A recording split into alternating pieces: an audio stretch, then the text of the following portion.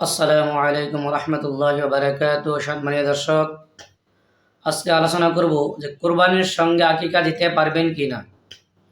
বহুত মানুষে প্রশ্ন করতেছেন যে কোরবানির সঙ্গে আমরা আকিকা দিতে পারবো কি না। যে আপনারা কোরবানির সঙ্গে আকিকা দিতে পারবেন কখন আর দিতে পারবেন না কখন, আপনারা এই ভিডিও দেখলে আপনাদের মনের ডাউট ক্লিয়ার হয়ে যাবে ইনশাআল্লাহ। কোরবানি আর আকিকার মাঝে পার্থক্য কি আসলে আমরা জেনে নেই। কোরবানি হলো যে আল্লাহ তাবারক তাআলা দিয়া খাস একটা নির্দিষ্ট একটি দিনে নির্দিষ্ট একটি জানোয়ার আল্লাহর নামে কোরবানি করা, জবেহ করা, তার নাম কি কোরবানি। আর আকিকা হলো বাচ্চা হোক, ছেলে হোক, মেয়ে হোক, জন্মের পর 7 দিনে তার নামে কি করা, আকিকা করা, গরু জবেহ করা, বা 14 দিনে করা, বা 21 দিনে করা, বা যে সময় তার সুবিধা হয় সেই হিসেবে বাচ্চার নামে কি করা, আকিকা দেওয়া। এটা হলো সুন্নত। কোরবানি আর আকিকার মধ্যে পার্থক্য, কোরবানি হলো ওয়াজিব আর আকিকা হলো সুন্নত।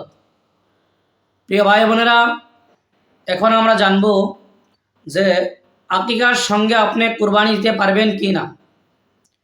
যাদের সামর্থ্য আছে, যাদের শক্তি আছে যে এক্সট্রা কোরবানি দেওয়ার জন্য গরু কিনেছেন, তারপরও আপনার সামর্থ্য শক্তি আছে যে আপনি এক্সট্রা একটা গরু কিনে আপনার ছেলে মেয়ের নামে আকিকা দিতে পারবেন, তাহলে আপনার কোরবানি গরুর সঙ্গে আকিকা দেওয়াটা আপনার জন্য উচিত হবে না। যখন আপনার সামর্থ্য আছে, শক্তি আছে, আপনি কোরবানি গরু এক্সট্রা কোরবানি দিতে পারবেন কিনে, আকিকার নামে বেস্ট একটা গরু কিনে আকিকা দিতে পারবেন, তাহলে আপনি শুধুমাত্র কোরবানির গরু কিনে তার সঙ্গে আপনি আকিকার নাম দিয়ে কোরবানি করলে, আকিকা দিলে আপনার আকিকা ওলামায়ে কেরামরা বলতেছে আদায় হবে না।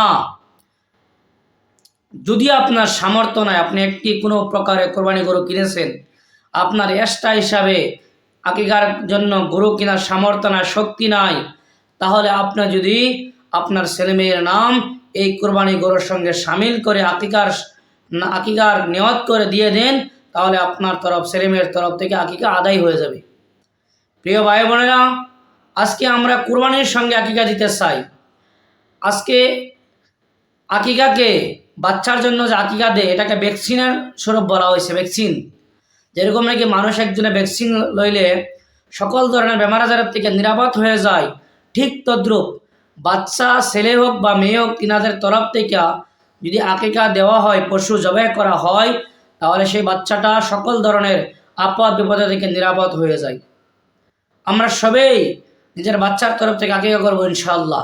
আমরা কোরবানির সঙ্গে তারাই আকিকা দিব যারা কমজোর, যারা গরিব, যারা কোনো প্রকারে একটি গরু জোগাড় করেছেন, আর যাদের সামর্থ্য আছে কোরবানি এক্সট্রা দেওয়ার জন্য, আকিকা এক্সট্রা দেওয়ার জন্য, তারা যাতে কোরবানির সঙ্গে আকিকা নিয়ত না করে, আকিকার আদায় না করে।